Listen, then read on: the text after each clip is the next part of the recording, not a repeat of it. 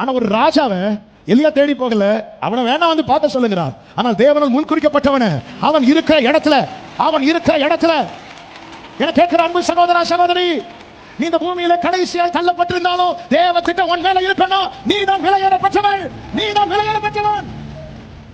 ஹalleluya. சில ரிஜெக்ஷனால அவன் தளர்ந்து போய் என்ன யாராவது கேட்டுட்டு இருக்கிறீங்கன்னா, உங்க மேல இருக்கிற அவர் திட்டம் பெருசு. எனவே தான் உங்களை 12வது வர வச்சிருக்கிறார், உங்களை 8வது வர வச்சிருக்கிறார். உங்களை கடைசியா சின்னவனை 1000ஆகவும் சிறியவனை பலத்த ஜாதியமாக்கவும். நீ என்கிட்ட ஒரு காரியம் கேட்டிருக்கல, இதுக்காக நீ யாரையும் போய் பார்க்க. ஆமே ஆமே. நீ கேட்டது ரொம்ப அரிதான காரியம் என்பது தெரியும். ஆனா நான் உனக்கு சொல்றேன், நீ என்னை கண்டா உனக்கு கிடைக்கும். இல்லாவிட்டா இது என்கிட்ட கேட்டுட்டல, இதற்காக நீ இன்னொரு ஆளை போய் பார்க்க. எங்களோட செய்தியே தான், உறவுல உறுதியா இருக்கிறவனுக்கு திறக்கப்படாத வழிகளும் திறக்கும்.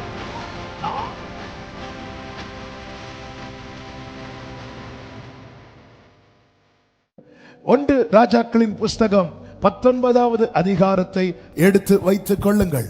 ஒன்று ராஜாக்களின் புஸ்தகம் 19வது அதிகாரம், அதனுடைய 19வது வசனத்தை வாசிக்க கேட்கலாம்.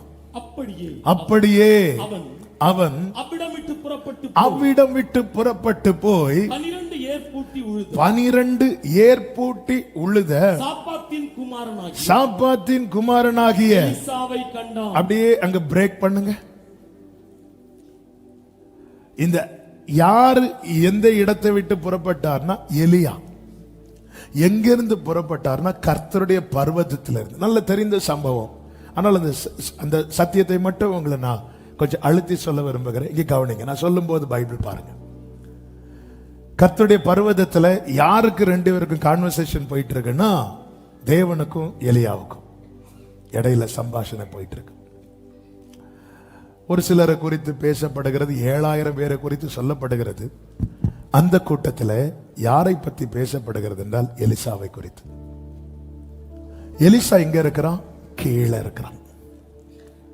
12 ஏர் போட்டி உழுது கொண்டிருக்கிறார்கள் வயல்ல. அதுல லாஸ்டா யார் நிக்கிறா தெரியுமா? இந்த எலிசா. 12ல 12வது இடம். நேத்து ரன்னிங் ரேஸ் வந்துச்சுல, வச்சாங்கல்ல? ஆமா. நீங்க எத்தனாவது வந்தீங்க? நான் 12வது இடத்துல வந்துட்டேன். மொத்தம் எத்தனை பேர் ஓடுனீங்க? நாங்க 12 பேர் ஓடணும். நல்ல கவனிங்க, இந்த இடத்துல தான் தேவனுடைய கிருபை. 12ல முதலாவது அவர் பார்க்கல, 12ல கடைசி. இவன் இருப்பது சகதி சேர்ல கடைசியா. ஆனா இவனை குறித்து எங்க பேசப்படுது தெரியுமா? உன்னதத்துல. தேவனால் தெரிந்தெடுக்கப்பட்ட ஒவ்வொரு தேவ பிள்ளையும் இந்த சத்தியத்தை புரியணும். நான் இருப்பது சேர்லையா இருக்கலாம், இருக்கிறதுலே கடைசியா இருக்கலாம். என்னை தேவன் தேடி வரார்னா என்னை குறித்து அதிகம் பரலோகத்திலே பேசப்பட்டிருக்கிறது. ஆமென். இனி கவனிங்க, இது தெரியாது. இப்ப எலியா பரத்திலிருந்து இறங்கி வருகிறான். அது போலதான் இயேசு கிறிஸ்து பரலோகத்திலிருந்து இறங்கி வந்தா. நான் 100% நம்புறேன். இன்னைக்கு நான் ரட்சிக்கப்பட்டிருக்கிறேன்னா, நான் சேற்றில் இருக்கும் போதே அப்பாவும் மகனும் பயங்கர டிஸ்கஷனோடு இருக்கும், பயங்கரமான டிஸ்கஷனோடு இருக்கும். நான் ரட்சிக்கப்பட்டேன்னு சொல்றவங்க மட்டும் சத்தமாமேன்னு சொல்லுங்க. உங்களை பத்தி இங்க பேசுறதுக்கு யாருங்க இருக்கிறாங்க? அங்க இருக்கிறார். நீரல்லால் எங்களுக்கு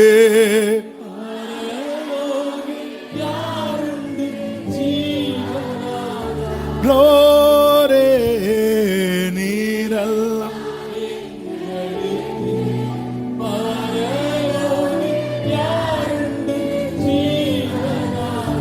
ஆமென். நீரே அன்றி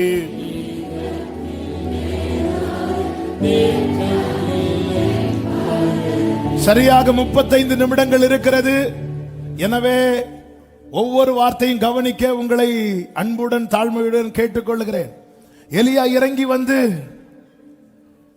தேவன் தன்னிடத்தில் சொன்ன நபரை பார்க்கிறான்.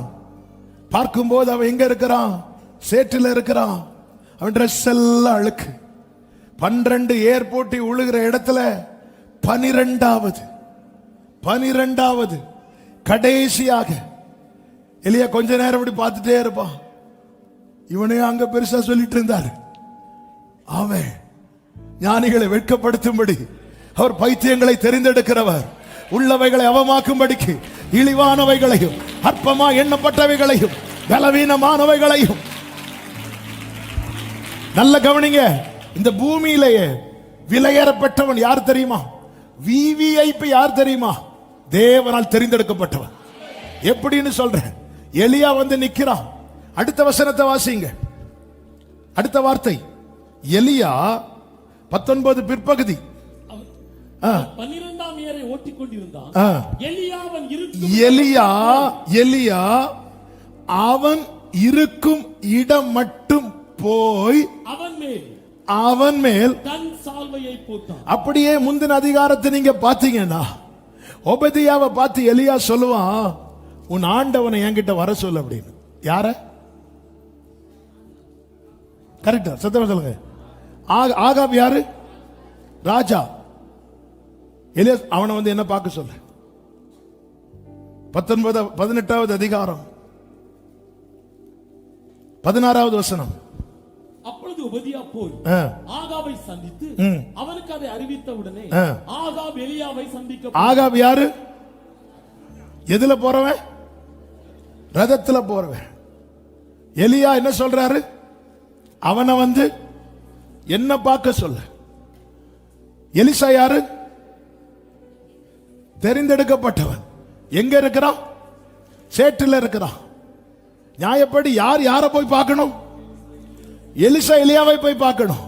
ஆனா ஒரு ராஜாவை எலியா தேடி போகல, அவனை வேணா வந்து பார்க்க சொல்லுங்கிறார். ஆனால் தேவனால் முன்குறிக்கப்பட்டவன அவன் இருக்கிற இடத்துல என கேட்கிற அன்பு சகோதரா சகோதரி, நீ இந்த பூமியில கடைசியாய் தள்ளப்பட்டிருந்தாலும் தேவ திட்டம் உன் மேல இருக்கணும். நீதான் விலையேற பெற்றவன். ஹல்லேலூயா, ஹல்லேலூயா. சாஸ்திரிகள் இயேசுவை தேடி வந்தாங்க. இயேசு பேதுருவை தேடி போனார். யார் இந்த பேதுரு?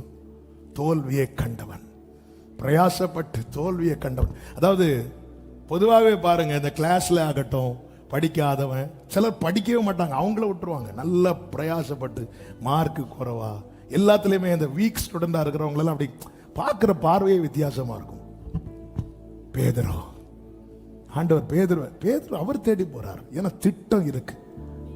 ஆமென். ஆண்டவர் திட்டம் வைத்தது என் பிசிக்கல் கண்டிஷனை பார்த்தல. நான் ஒரு முட்டையா, நான் ஒரு புழுவா, நான் ஒரு கருவா உருவாகிறதுக்கு முன்னாடியே அவர் திட்டத்தை வச்சுட்டார். ஆண்டவரே, நான் ஃபர்ஸ்ட் வந்திருக்க வேண்டியது 12வது வாரம். வா, இன்னும் 2 பேரை ஃப்ரெண்ட்ல ஓட விடு. சாமுவேலுடைய பார்வை ஈசாயின் மூத்த மகன் மேல இருந்த போது, அதாவது ஃபர்ஸ்ட் மேல சாமுவேல் பார்வை இருக்கும் போது, லாஸ்ட் மேல கர்த்தருடைய பார்வை இருக்கிறது. ஹல்லேலூயா, ஹல்லேலூயா.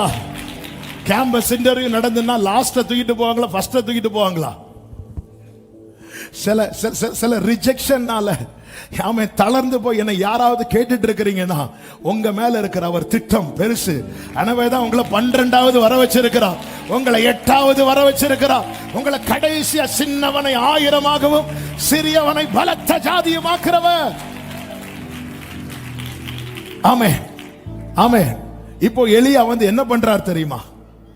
எலியா வந்து என்ன பண்றார்?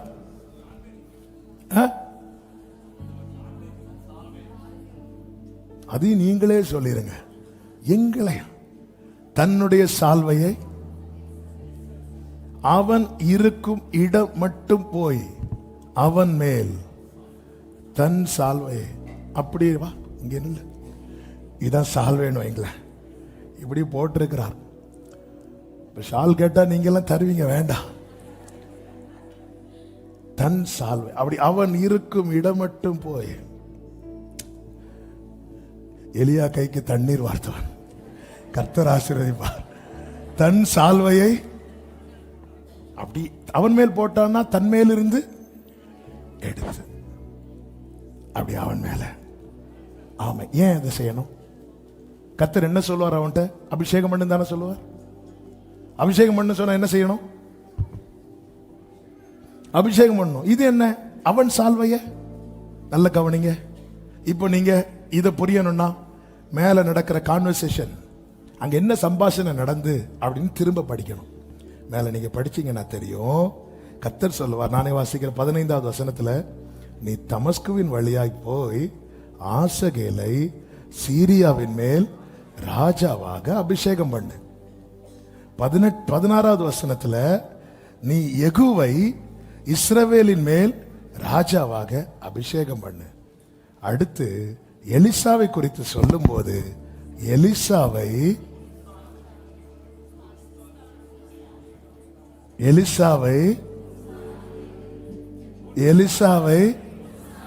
எலியாவை உன் ஸ்தானத்தில். இப்போ தெரியுதா அவர் ஏன் இறங்கி வந்து ஒரு குப்பியில கொஞ்சம் கொண்டு வந்து ஊத்தாம தம் வஸ்திரத்தை நம்மேல் விரித்தார் என்று. ஹalleluya, ஹalleluya. இயேசுவின் ஸ்தானம் என்ன?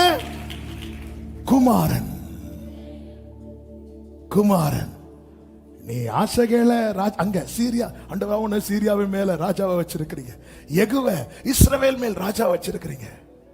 எலிசாவை, இது பிதாவின் கட்டளை, உன் ஸ்தானத்துல. எலியாவே, அப்படின்னா நான் உன்னை எப்படி பார்க்கிறேனோ அப்படி இந்த எலிசாவை பார்க்க விரும்புறேன். பிதா இயேசுவுக்கு கொடுத்த அசைன்மெண்ட் என்ன தெரியுமா? நான் எப்படி பார்க்கிறேனோ என் பிள்ளை அப்படி பார்க்க விரும்புறேன். அப்படின்னா இன்னொரு சால்வையை போட்டா அது வேலைக்கு ஆகாது. இன்னொரு வஸ்திரத்தை விரித்தால் அது வேலைக்கு ஆகாது.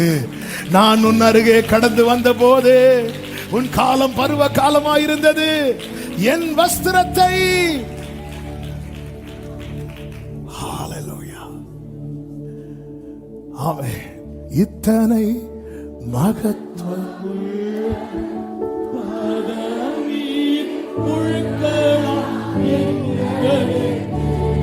ஆமென். நல்ல கவனிங்க. அப்ப அவர் மனசுல என்ன இருக்கு அதுதான் சொல்றார். நீ அவரை எப்படி கூப்பிடு? அப்பான்னு கூப்பிடு. அப்பா எப்படிப்பா கூட வைக்கிறீங்க? அவர் விரும்புறாருப்பா. இது தேவ திட்டம். ரோமர் 8:29, ரோமர் 8:29, தம்முடைய குமாரன் அநேக சகோதரர்களுக்குள்ளே முதற் பேரானவராய் இருக்கும் பொருட்டு தேவன் எவர்களை முன் அறிந்தாரோ அவர்களை தமது குமாரனுடைய சாயலுக்கு ஒப்பாயிருப்பதற்கு முன் குறித்திருக்கிறார். அவ்வளவுதான். பிதா இயேசுவை பார்த்தது போல என்ன பார்க்க விரும்புகிறார். அதுதான் எபேசியருக்கு எழுதும் போது பரிசுத்த ஆவியான பவுலை கொண்டு எழுதுகிறார். 5வது அதிகாரம் 1-2 வசனங்கள். அதனால் நீங்கள் பிரியமான பிள்ளைகளைப் போல தேவனை பின்பற்றுகிறவர்களாகி கிறிஸ்து நமக்காக தம்மை தேவனுக்கு சுகந்த வாசனையான காணிக்கையாகவும் பலியாகவும் ஒப்பு கொடுத்து நம்மில் அன்பு கூர்ந்தது போல நீங்களும் கிறிஸ்து, கிரைஸ்ட் லைக், கிறிஸ்துவை போல வேற எந்த வேற ஆண்டவர் நான் ஆபிரகாம போல. உனக்கு ஆபிரகாமுக்கு என்ன சம்மதம்? உனக்கு ஈசாக்கு என்ன சம்மதம்? உனக்கு இயேசுக்கு தான் சம்மதம். இன்னைக்கு ஆபிரகாம் ஆசீர்வாதம் வர காரணம் இயேசுதான். ஹalleluya. இயேசு பிதா, அதுக்கு குறைஞ்சு பிதா என்ன பார்க்க விரும்பல. நான் எங்க இருந்தேன் ஆண்டவரே? சேற்றி நின்றென்னை தூக்கி எடுத்து மாற்றி உள்ளம் புதிதா. பிரியமானவர், நம்ம எங்க இருக்கிறோம்? நம்மை குறித்த திட்டம் எங்க இருக்கிறது? அவங்களெல்லாம் ராஜாவா வச்சிருக்கிறீங்க, உன்னை நான் பிள்ளையா வச்சிருக்கிறேன். அந்த எலிசாவை உன் ஸ்தானத்தில் ஃபர்ஸ்ட் ஆசகேல சொல்லுவார், அடுத்து யார சொல்லுவார் தெரியுமா? யெகூவ சொல்லுவார். மூணாவது யார சொல்லுவார்? எலிசா. ஆனா எலியா முதல்ல யார பார்க்க வர? ஏன்னா எந்த ஸ்தானம் பெருசு தெரியுமா? அவருடைய பிள்ளைங்கிற ஸ்தானம் பெருசு. இந்த சால்வையை போட்டுட்டு எலியா எலிசா கிட்ட ஒண்ணுமே பேச மாட்டார். சால்வையை எலிசா மேல போட்டதும் எலிசாவுக்கு உள்ள அன்பினால் பொங்குது. எலிசா இப்போ எலியாவை பார்த்து ஒரு வார்த்தை சொல்லுகிறார். 20வது வசனம். அப்பொழுது அவன் மாடுகளை விட்டு எலியாவின் பிறகே ஓடி, நான் என் தகப்பனையும் என் தாயையும் முத்தம் செய்ய. அப்படின்னா நான் இப்படி நம்புறேன், அந்த அந்த அந்த அந்த அந்த காட்சியை கொண்டு வர எலிசா இருக்கும் இடம் மட்டும் போய் சால்வையை போட்டுட்டு எலி என்ன பண்றாரு? திரும்பி இப்படி போயிட்டு இருக்கிறார். அன்பு சகலத்தை நம்பும். என்ன நம்பிக்கையில போயிட்டு இருப்பார் தெரியுமா? இந்த எலிசா என் பின்னாடி வருவான். இப்படி நம்ம மேல இந்த வஸ்திரத்தை விரிச்சிட்டு அவர் போயிட்டு இருக்கிறார். எத்தனை பேர் பின்னாடி போறோம்? 10 பேர் அவரிடத்திலிருந்து நன்மையை பெற்றுக்கொண்டு ஒருவன் மாத்திரம் திரும்பி வந்த போது இயேசு வேதனையோடு கேட்கிறார், மற்ற 9 பேர் எங்கே? நான் நினைக்கிறேன் அவங்க அப்பா அம்மாவை கிஸ் பண்ண போகும்போது எலிசா மனசுல என்ன மட்டும்தான் இருக்கும் தெரியுமா? அவர் இறங்கி வந்தார், தன்னுடைய சால்வையை மேல போட்டார். அவர் இறங்கி வந்தார், அவ்வளவுதான். நேர போய் பார்த்தான், இனி எனக்கு இனி நான் அல்ல, இயேசுவே என்னில். அவ்வளவுதான். எல்லாத்தையும் அடிச்சு முடிச்சிட்டு அவங்க அப்பா அம்மாவை கிஸ் பண்ணிட்டு அவன் எழுந்து எலியாவுக்கு பின் சென்று அவனுக்கு ஊழியம் செய்தான். நேரம் போகிறதுனால ஜம்ப் பண்ணி அடுத்த பகுதிக்கு போகிறேன். 2 ராஜாக்களின் புஸ்தகம் 2வது அதிகாரத்தை எடுத்துக்கொள்ளுங்கள். இப்பொழுது கர்த்தர் எலியாவை எடுத்துக்கொள்ளுகிற காரியம் நெருங்குகிறது. வேதம் சொல்லுகிறது, எலியா எலிசாவோட கூட கில்காலில் இருந்து புறப்பட்டான். புறப்பட்ட போது அதனுடைய 2வது வசனம், 4வது வசனம், 6வது வசனங்களில் நீங்க கவனிச்சீங்கன்னா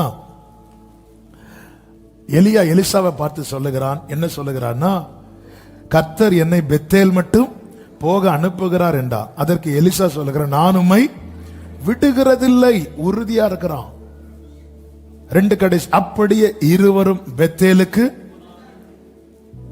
இப்ப கவனிங்க, பெத்தேலுக்கு போகிறது கர்த்தர் யார்கிட்ட சொன்னா? ஆனா பெத்தேலுக்கு யாரெல்லாம் போறாங்க? ஏன் எலிசாவும் கூட போறான்? உறுதியா இருக்கிறான். அடுத்து எலியா கிட்ட கர்த்தர் சொல்றார், நீ எங்க போ? எரிகோவுக்கு போ.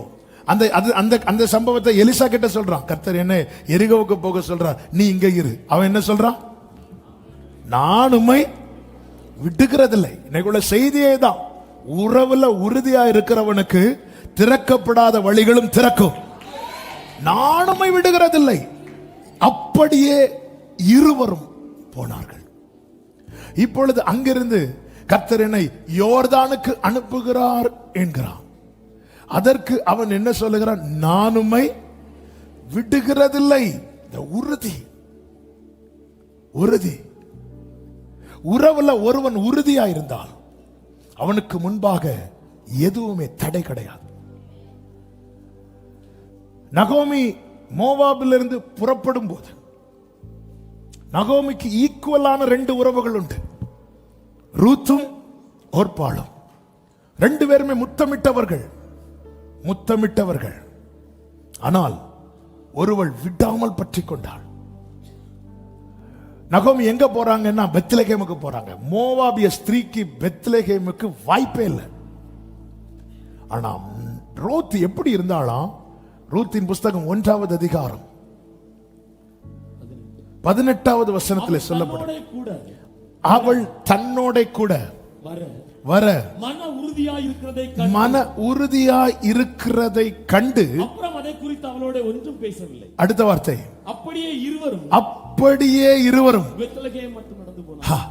எப்படி இந்த ரூத் பெத்லகேமுக்கு வந்தானா? நகோமியை பற்றி கொண்ட அந்த உறுதியான மனம் விடவே மாட்டேன், விடவே மாட்டேன். உம்முடைய தேவன் ஏன் தேவன், நீங்க எங்க சாகுறீங்களோ. சில சொல்லுவாங்க நான் ஒன்னே கொண்டுதான், அதே போல விட மாட்டேன். மோவாபிய ஸ்திரீ எங்க, பெத்லகேம் எங்க, போவாஸ் எங்க, மோவாபிய ஸ்திரீ எங்க, பெத்லகேம் எங்க, ரூத்தினுடைய ஸ்தானம் எங்க. ஆனா உறவுல ஒருவள் உறுதியா இருந்த போது எது எது அவளுக்கு எட்டாததா இருந்ததோ அது எல்லாம் அவளுக்கு கீழே வந்துட்டு. ஆமேன், ஆமேன். இப்பொழுது வயல் நிலத்துல ஒரு ஓரத்துல இருந்து கதிர் பொறுக்கிறா. அடுத்து போவாஸ் பாதத்துக்கு கீழே வந்து உக்காந்துட்டா. 4வது அதிகாரத்துல போவாஸ் பக்கத்துல வந்து உக்காந்து இருக்கிறா. இது எப்படி, இதுக்கு பின்னாடி இருந்தது என்ன, என்ன மேஜிக் இது, என்ன காரியம்? ஒண்ணு இல்ல, உறவுல உறுதியா இருந்தா. ஏசாயா 26வது அதிகாரம் 1, 2, 3 வசனங்களை வாசிக்க கேட்கலாம். அக்காலத்திலே பாடப்படும் பாட்டாவது என்று சொல்லி அந்த 26வது அதிகாரத்திலே இப்படி சொல்லப்பட்டிருக்கிறது. பெலனான நகரம் நமக்கு உண்டு, ரட்சிப்பையே அதற்கு. 2வது வசனம் நல்ல, நான் வாசிக்கிறேன். சத்தியத்தை கை கொண்டு வருகிற நீதியுள்ள ஜாதி வாசல்களை. இப்போ அந்த பலனான நகரம், அந்த நித்திய வீடை குறித்து சொல்லப்பட்டிருக்கிறது. அந்த டோர் வந்து இப்போ யாருக்கு ஓபன் ஆகுது தெரியுமா? சத்தியத்தை கை கொண்டு வருகிற நீதியுள்ள ஜாதி. இவங்க நின்னா சத்தியம், இருந்தா சத்தியம், நடந்தா சத்தியம், உட்கார்ந்தா சத்தியம், A to Z. இவங்க ஃபுல்ல வசனத்தின்படி இவர்களுக்காக மட்டுமே ஓபன் ஆகப்படுகிற அந்த பரலோக வாசல், அந்த நீதியின் வாசல். இப்படி சொல்லப்பட்டிருக்கும் போதே நமக்கு இருந்த நம்பிக்கை எல்லாம். ஆனா அடுத்த வசனத்தில் சொல்லப்பட்டிருக்கிறது, உம்மை உறுதியாய் பற்றி கொண்ட மனதை உடையவர், உம்மையே நம்பி இருக்கிறபடியாக நீர் அவனை. அப்போ சத்தியத்தை கை கொண்டு உள்ளே பிரவேசிக்க, நீதியுள்ள ஜாதி பிரவேசிப்பதற்காய் திறக்கப்பட்ட டோருக்குள்ள நாம் போனா ஒரே ஒரு மார்க்கம் தான் இருக்கிறது. அதற்குள்ள யாரு போனா தடை இல்லையோ அவரை நான் எந்த அளவுக்கு கட்டியா பிடிச்சிருக்கிறேனோ. ஹல்லேலூயா. இயேசுவை விட்டு பரலோகத்துக்கு போலாம் மட்டும் நீங்க யாரார், நான் ஒரு பாஸ்டருடைய பையன், அந்த தகுதியை வச்சு எனக்கு பரலோகத்துக்கு போக முடியாது. எங்க தாத்தா பெண்டிகாஸ்ட், எங்க தாத்தாக்க தாத்தா ஃபுல் காஸ்பல், நாங்க எல்லாருமே பூர்வீக. இந்த சர்டிபிகேட்டை வச்செல்லாம் கொண்டு போக முடியாது. எனக்கும் இயேசுக்கும் இடையே இருக்கிற அந்த உறவு தான் என்ன அங்க கொண்டு போய் சேர்க்க போகிறது. யோர்தானுக்கு முன்பதாக எலியாவோடு கூட எலிசா நிற்கிறான். 8வது வசனம். அப்பொழுது எலியா தன் சால்வையை எடுத்து முறுக்கி தண்ணீரை அடித்தான். அது இரு பக்கமாக பிரிந்தது. அவர்கள் இருவரும். அடித்தது யாரு? எலியா. பயணித்தது யாரு? இருவரும். உறவுல உறுதியா இருந்தா எந்த பாதையை முடக்கிற தடையானாலும் எங்க அடிக்கணுமோ அவர் அங்க அடிப்பார், எங்க பிளக்கணுமோ அவர் அங்க பிளப்பார். நடந்து போறது நம்ம வேலை. ஆமென். வேதம் சொல்லுகிறது, அவர்கள் இருவரும் உலர்ந்த தரை வழியாய் அக்கறைக்கு போனாங்க. இந்த விஷயம் தெரிஞ்சது அநேகர், அக்கறைக்கு போனது ஒரே ஒருத்தர், எலியா கூட. எலியா மேட்டர் தெரிஞ்சது நிறைய பேர், அக்கறைக்கு போனது எலிசா மட்டும்தான். இயேசுவை குறித்து அறிந்தவர்கள் ஏராளம், அக்கறைக்கு போகிறவர்கள் எத்தனை பேர்? ஏன் எலிசா மட்டும் அக்கறைக்கு போனா? எலியா கூட நின்னான், கூட நின்னான். ஏன் மற்றவர்களால் அக்கறைப்பட முடியவில்லை? அவர்கள் தூரத்தில் நின்றார்கள். இயேசுவோடு பயணிக்கிறவர்களுக்கு அக்கறை எளிது. தூரம் போகிறவர்களுக்கு பார்க்க முடியும். வந்தாரு, எல்லாரையும் அவருடையவர்களை தூக்கினாரு, போயிட்டாரு. அப்பதான் ஜனங்கள் மார்பில் அடித்து புலம்புவார்களாம். ஐயோ போதகத்தை நான் வெறுத்தேனே அப்படி சொல்லி மார்பில் அடிப்பாங்களாம். இன்னைக்கு எனக்கும் இயேசுக்கு இடையே இருக்கிற உறவின் ஆழம் எப்படி இருக்கிறது, அந்த நெருக்கம் எப்படி இருக்கிறது? நான் ஆவியில அதிகமாய் உணர்கிறேன். ஆவியானவர் சபையோடு பேசிக் கொண்டிருக்கிறார். ஒரு காரியத்தை கூட நான் டச் பண்ணிட்டு ஜெபம் பண்ண விரும்புறேன். அக்கறைப்பட்டாச்சு. இப்போ இதுவரை எலியா ரொம்ப பேசல, சும்மா லைட்டா பேசிட்டு இருந்தார். இப்ப எலிசாவை பார்த்து கேட்கிறார். 9வது வசனம். அவர்கள் அக்கறைப்பட்ட பின்பு எலியா எலிசாவை நோக்கி, நான் உன்னை விட்டு எடுத்துக்கொள்ளப்படும் முன்னே நான் உனக்கு செய்ய வேண்டியது என்ன? நல்ல கவனிங்க. உறவுல உறுதியா இருந்தா அவருடைய உள்ளம் ஏதாவது செய்யணும்னு என்கிட்டே இருக்கும். நான் உனக்கு என்ன செய்யணும் ஆண்டவரே, எனக்கு ஏதாவது செய்யுங்கன்னு தான் நம்ம கேட்டுட்டு இருக்கிறோம். நான் அன்பா இயேசுவின் நாமத்துல சபைக்கு சொல்றேன், உறவுல ஸ்ட்ராங் ஆயிட்டீங்கன்னா அவரே கேட்பார், நான் உனக்கு என்ன செய்யணும்? நான் உனக்கு என்ன செய்யணும்? மோசே, உனக்கு நான் என்னப்பா செய்யணும்? ராத்திரி சாலமோன் ஆரம்பத்துல தாவீதை விட ஸ்கோர் பண்ணிட்டு இருந்தாள். அவ்வளவு தேவனை ரொம்ப பிரியமானவன். நைட்டு சொப்பனத்துல வந்து, நீ விரும்புகிறத என்கிட்ட எத்தனை பேர் அப்படி ஆண்டவர் கேட்டிருக்கிறார்? இப்ப எலிசா ஒண்ணு கேட்டுட்டான். அடுத்த வசனத்தை வாசி. அதற்கு அவன் அரிதான காரியத்தை கேட்டாய். அரிதான காரியம்னா ஹார்ட் திங், ரொம்ப கடினமான காரியத்தை நீ கேட்டாய். அடுத்த வார்த்தை, உன்னை விட்டு நான் எடுத்துக்கொள்ளப்படுகையில் என்னை நீ கண்டால் உனக்கு கிடைக்கும். நீ என்கிட்ட கேட்டது சாதாரண விஷயம் இல்ல, ரொம்ப கஷ்டமான விஷயம். ஆனா நான் உனக்கு சொல்றேன், நீ என்னை கண்டால் உனக்கு கிடைக்கும். நீ என்னை பார்த்தா உனக்கு கிடைக்கும், இல்லாவிட்டால் கிடையாது. நீ என்கிட்ட ஒரு காரியம் கேட்டிருக்கல, இதுக்காக நீ யாரையும் போய் பார்க்க கூடாது. ஆமென், ஆமென். நீ கேட்டது ரொம்ப அரிதான காரியம் என்பது தெரியும். ஆனா நான் உனக்கு சொல்றேன், நீ என்னை கண்டால் உனக்கு கிடைக்கும், இல்லாவிட்டால் நீ இப்ப என்கிட்ட கேட்டுட்ட இல்ல, இதற்காக நீ இனி இன்னொரு ஆளை போய் பார்க்க கூடாது. இப்போ சம்பவத்துக்குள்ள வரும். எடுத்துக்கொள்ளப்படும் போது எலிசா வந்து யாரை பார்க்கணும்? எலியாவை பார்க்கணும். அதுக்கு என்ன வழி? அடுத்த வசனம். அவர்கள் பேசிக்கொண்டு நடந்து போக, இதோ அக்கினி ரதமும் அக்கினி குதிரைகளும் அவர்களிடமாக வந்து இருவரையும் பிரித்தது. எலியா சுழல் காற்றிலே பரலோகத்திற்கு ஏறி போனார். அடுத்த வார்த்தை, அதை எலிசா கண்டு. போதும். இப்போ ஒரு கண்டிஷன் வச்சாச்சு. என்ன எடுத்துக்கொள்ளப்படும் போது நீ பார்த்தா உனக்கு கிடைக்கும், இல்லைன்னா கிடைக்காது. அவன் பார்க்கறதுக்கு என்ன செய்யணும்? ஒன்னே ஒண்ணு செய். எலியாவோட என்ன செஞ்சிட்டு? பேசிட்டு.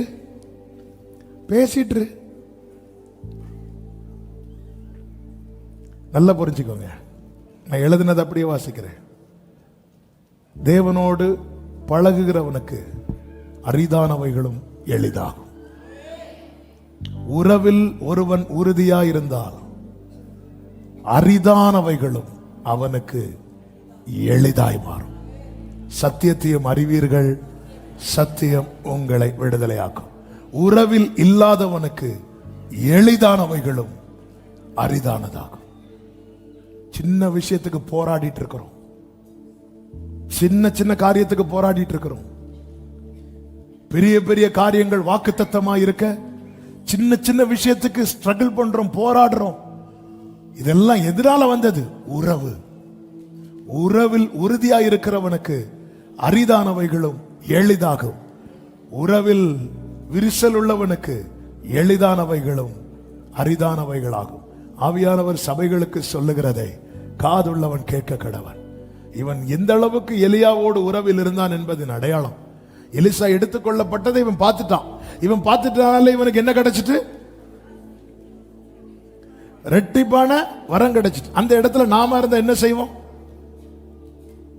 அடுத்த வரம் சாட்சி. எலியா எடுத்துக்கொள்ளப்படும் போது நான் பார்த்துட்டேன். ஆனா எலிசா என்ன சொல்றான் தெரியுமா? என் தகப்பனேன்னு கத்துறான். இஸ்ரவேலுக்கு ரதமும் குதிரையுமா இருந்தவரே என்று புலம்புறான். அதன் அர்த்தம் என்ன? எனக்கு நீங்க என்ன கொடுத்தாலும் எனக்கு நீங்க தான் வேணும். எனக்கு நீங்க என்ன கொடுத்தாலும், எனக்கு நீங்க அரிதான காரியத்தை எனக்கு மேல ஆசீர்வாதமாய் பொழிந்தாலும், நீங்க இல்லனா வாழ முடியும். அப்படி புலம்பிட்டு அடுத்து செய்யற செயலை பாருங்க. தன் வஸ்திரத்தை பிடித்து இரண்டு துண்டாக கிழித்து. 13வது வசனம். எலியாவின் மேலிருந்து கீழே விழுந்த சால்வையை எடுத்து திரும்பி போய் சால்வை யாருடையது? எலிசா கிழித்தது யாருடையது? தன்னுடையதை கிழிக்கிறான், எலியாவினுடையதை எடுக்கிறான். இனி நான் அல்ல. இந்த உறவு எங்க கொண்டு போய் விடும் தெரியுமா? நான் அல்ல, இயேசுவே. ஏனோக்கு தேவனோடு சஞ்சரித்துக் கொண்டு இருக்கையில் அவன் காணப்படாமல் போயிட்டான். He was not. அவன் இல்ல, அவர் இருக்கிறார்.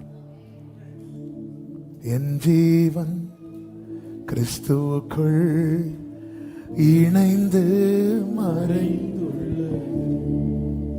பிரியமான கர்த்தருடைய பிள்ளைகளே, நித்தியத்தை நோக்கி பயணித்துக் கொண்டிருக்கிறார். எவ்வளவு மேன்மையை வைத்திருக்கிறார், எவ்வளவு மகிமையை வைத்திருக்கிறார். இந்த உறவுக்குள்ள இந்த அன்பின் நீளம், அகலம், ஆழம், உயரம், இதுக்குள்ள நம்ம பயணிக்கும் போது கடைசியில நம்மை பார்க்கிறவங்க என்ன சொல்லுவாங்க தெரியுமா? இந்த எலியாவின் சால்வையை எடுத்து எலியாவின் தேவன் எங்கே என்று சொல்லி எலிசா என்ன பண்றான்? தண்ணீரை அடித்தான். தண்ணீர் என்னாச்சு?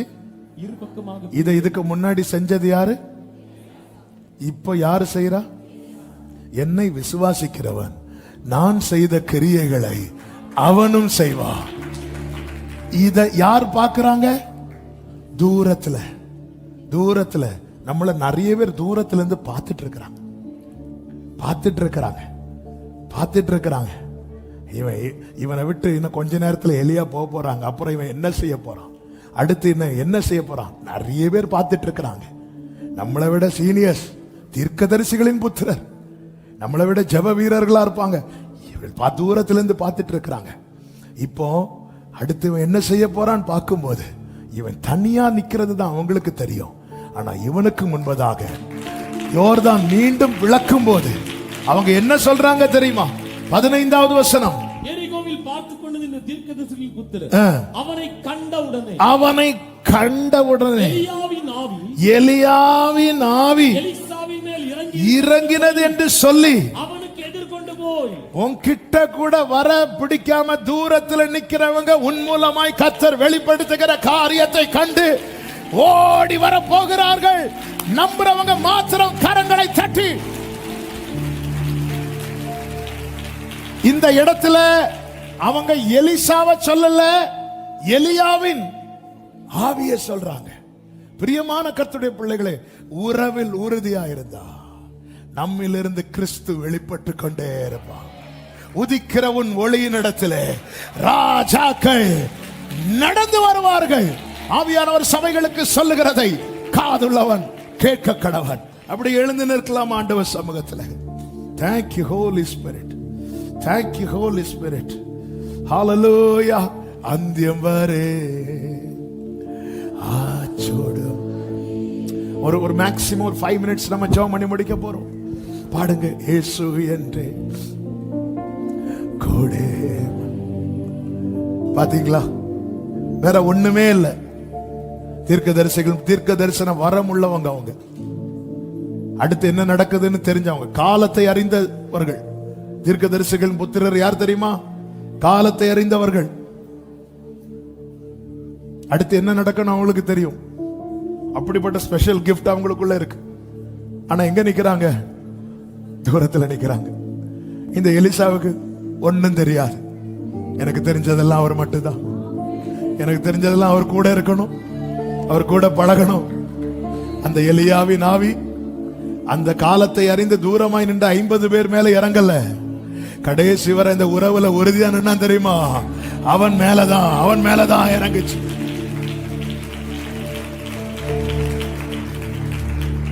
ஒரு விசை கண்களை மூடி, ஆண்டவரே உங்க கூட இருக்கிற உறவுல நான் உறுதியா இருக்கணும். எது வந்தாலும் விட்டுறக்கூடாது, விட்டு விலகிடக்கூடாது. அந்தியம் வரை ஆச்சோடு மதி இயேசு என்னே கோடே மதி. அந்தியம் வரை ஆச்சோடுமதி இயேசு என்னே கூடமதி இயேசுவின் கூடுள்ள யாத்ரா ஆனந்தமே ஆமாரோடு சேர்ந்திருந்தால் பயமில்லையே. விரும்பி பாடுங்க, விரும்பி பாடுங்க. ஆனந்தமே ஆமாரோடு சேர்ந்திருந்தால் அன்பேருந்த அன்பேருந்த அற்புதமாய் நடத்திடும் ஸ்நேகம் என்னோடு பங்கு வைக்கும் அன்பேருந்த கைகளா மாதுரியமேறும் மொழிகளா ரெண்டு கைகளை விரித்து உயர்த்தி ஒற்றைக்கு விடுகை இல்ல மடுத்து மாறுகை இல்ல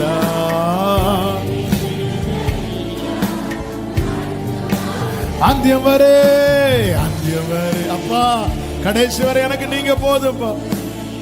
நான் நிறைய கேட்பேன்ப்பா, ஆனா எனக்கு நீங்க தான் வேணும்பா, எனக்கு நீங்க தான் வேணும்பா, நீங்க வேணும்பா.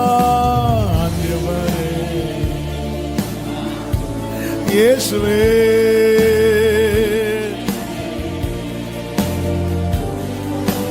நீங்க போதும், நீங்க போதும் எனக்கு, நீங்க போதும் எனக்கு, நீங்க போதும், நீங்க போதும், நீங்க போதும், நீங்க வேணும் என் தகப்பனே.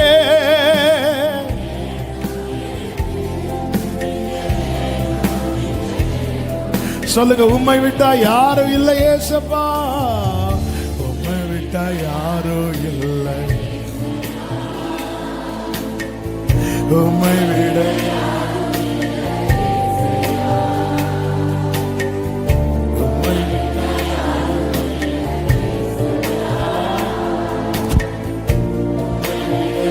ஆமென். பிரியமானவர்களே, இன்னைக்கு நீங்க வீட்டுல போய் சாப்பிட்டுட்டு மத்தியானமோ அல்லது நைட்டோ கொஞ்ச நேரம் தனியா போய் உட்காருங்க. உங்க விண்ணப்பங்கள்லாம் அப்புறம் வைக்கலாம். உட்காந்து அப்பா அப்பா அப்படி சொல்லிட்டு கொஞ்சம் அமைதியா இருங்க. அப்படியே அந்த உறவுக்குள்ள வாங்க, பழகுங்க. அன்பா சொல்ற இயேசு இல்லாம அடுத்து நமக்கு ஒண்ணுமே கிடையாது.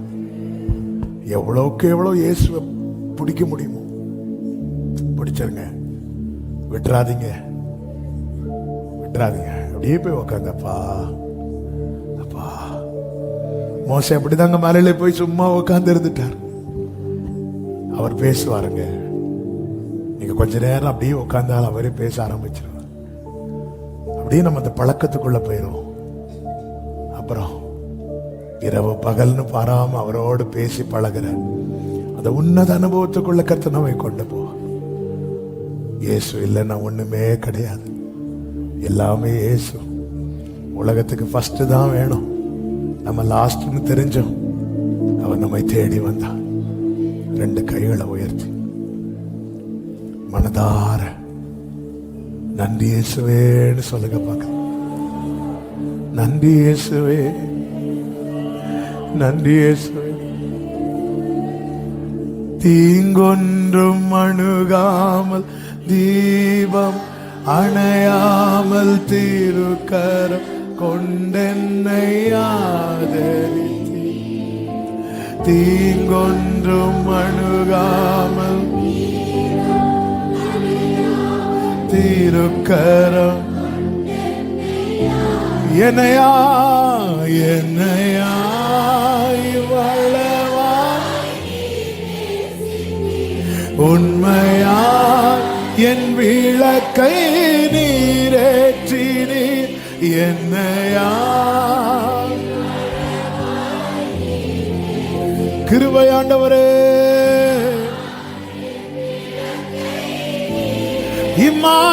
இம்மானேசம் இம்மானேசம் நீர் காண்பிக்க என்னில் ஒன்றும் இல்லை. உம் அன்பு கீழை இம்மானேசோ